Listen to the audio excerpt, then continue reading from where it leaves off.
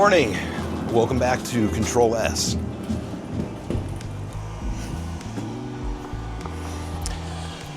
It is bringing some stuff from home for the pop-up shop. I actually have some signage that I used when I was selling my book, which you can find in the description below, by the way. So we're going to be using this for the pop-up shop to put some custom The Perch signage on there. Good morning, welcome back everybody. It is Tuesday and today we actually got a lot going on in digital design and illustration. We're moving from sketchbooks to Adobe Illustrator, and in visual communications I've actually got two short lessons that I'm going to give. I actually have been procrastinating on this. The first is the topic of PICAs. What are they? Who uses them anymore, and why do we keep seeing them in our applications? And then in the Advanced and Honors Graphic Design class, we're continuing the work with the Design Rescue clients, and then we're going to do a dry run also with the pop-up shop. Since we're going to be in visual communications, they're going to set that up again for us today, and then we're going to try to set some product out there and see what it looks like. So just to recap a little bit from yesterday, what I did in the digital design class, we actually went through, I started the class with a critique. I wanted to walk them through a couple of different critiques. We did three, two good logos and one kind of horrible actually logo. So, and here they are, if you can see them on the screen. The one in the middle, I think, is the best of the three. It's good at negative space design. The POC Commons is kind of good and bad. There are some things about it that are not all that great. And then the Social Work Policy Institute is hideous. We all agree that there's so much wrong with this particular logo. And it was great to see them actually jump in. And I gave them prompts to work off of. On my board here, I have critique questions. Is the purpose clear for what we're looking at? Does it make sense? Is there visual hierarchy? How is the typography? How is the color? And all of that. So that's what we did in class. And typically at this stage, they're answering, I like it, I don't like it. And I think it's really important they understand that critiquing is not about what we like and what we don't like. Critiquing design work, I mean, partially, but for the most part, we're critiquing the principles of design. We're critiquing the effectiveness, and does it represent the company or the event or the person or whatever it's supposed to represent? Does it represent it well? So again, in digital design and illustration, we're actually moving, like I said, into Adobe Illustrator. We're taking our sketches past that refinement stage, hopefully today. Some people are still refining, but here are some examples of a student's sketches, and I asked them to sketch at least 10 unique, completely different ideas, and you can see this person actually did some very good, unique sort of concepts using a tent in different ways, putting the text in there in different ways. That's what I'm asking them to do. And then we're taking this to the next stage, which is refinement. This is not refined yet. They need to take it to another stage where they draw it out again, try to get as close to the final result as possible. And then after that, I give them my signature on the sign-off sheet, and they can then move to the computer. They can either just have their sketchbook right out in front of them as they design, or they can take a picture and email themselves or upload it to their Google Drive so they can get access to their picture of their sketch and bring that into Adobe Illustrator. That's how I prefer to do my work, and I like to just have it off to the side in my design file so I have it as reference. The danger to that is that some students will actually start drawing right on top of their sketch and create exactly what they sketched. Now, I'm not saying that they're terrible sketches, but we don't necessarily want to create what we drew. It's just a reference. Unless you're trying to come up with something that's sketchy, that's like doodle-ish, that's not, perfect lines, then go for it. That's exactly what you should be doing. But generally, it's just a reference for the work that we're doing. And so that is what's going on. So I need to make sure that they understand good craftsmanship, that they, from the very start, they use the right tools, and that's what I'm doing all day long, is just wandering back and forth and watching and looking at everybody and making sure that they're doing the project correctly, efficiently.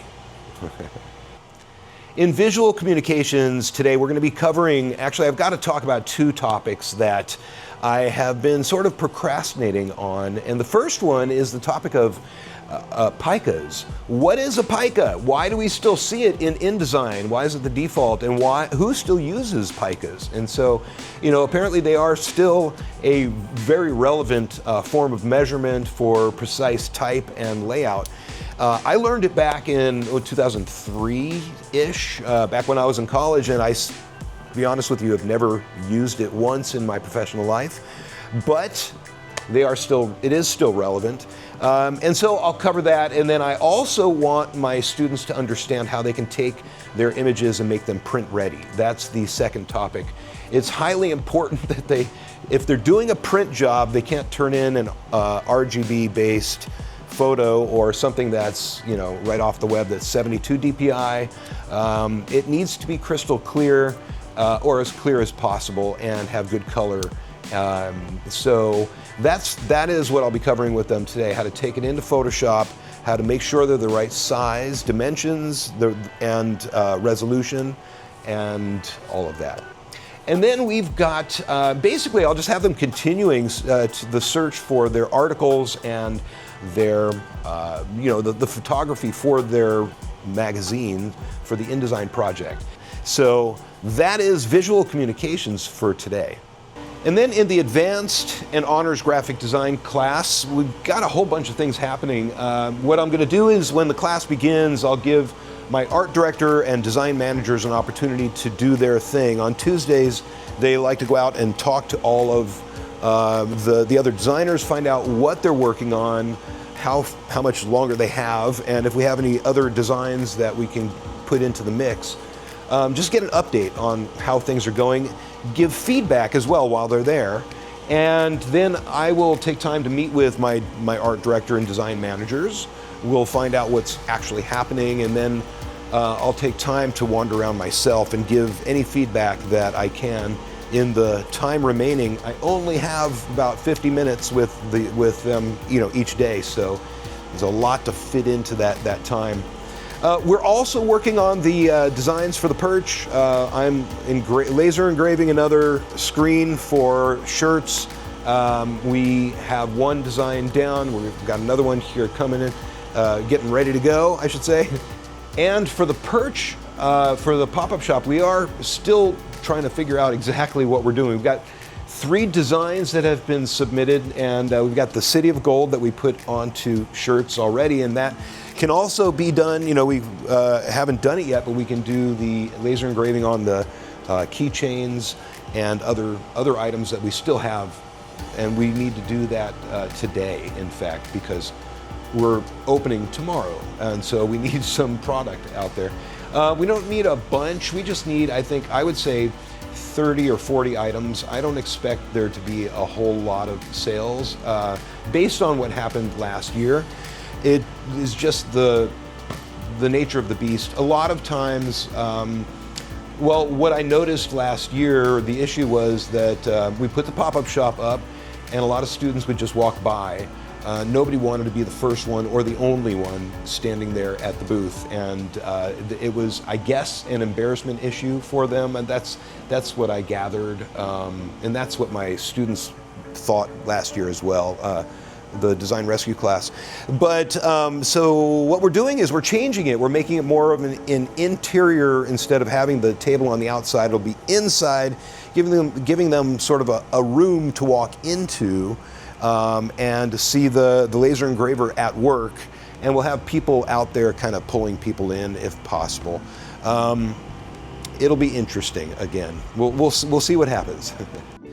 And that is what today is going to look like in graphic design class, and that includes digital design and illustration, getting from the sketchbook into the computer, visual communications, tightening up their production skills and getting those magazines looking really good, and then getting the advanced and honors class ready to do some business. So that is what we're looking forward to today. Thank you for joining me today on Control-S. If you are following this series, please make sure that you are subscribed. You won't want to miss what's coming up next week. In fact, I'm taking Designed in the Wild back to Disneyland, where I'm going to hunt down all of the principles of design around the entire park. And if you are currently teaching the principles of design, check out my episode on how visual hierarchy affects the magic at Disneyland. Thanks again for joining me, and I'll see you next time on Control-S.